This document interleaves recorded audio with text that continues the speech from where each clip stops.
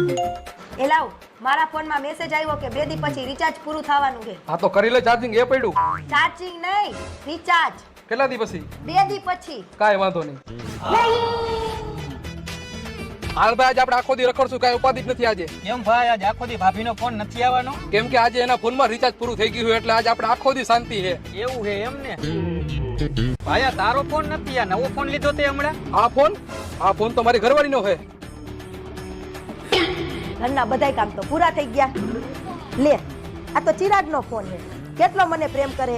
મારા ફોનમાં રિચાર્જ પૂરું થઈ ગયું એટલે મારો ફોન લેતા ગયા હે, એમનો ફોન રાખતા ગયા હે. કેમ કે મારે એમની હારે વાત કરવા થાય ને એટલે લાવ તો એમને ફોન કરું.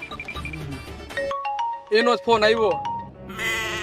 તમને પત્નીઓને ભગવાને વરદાન આપ્યું છે પતિઓને હેરાન જ કરવાનું.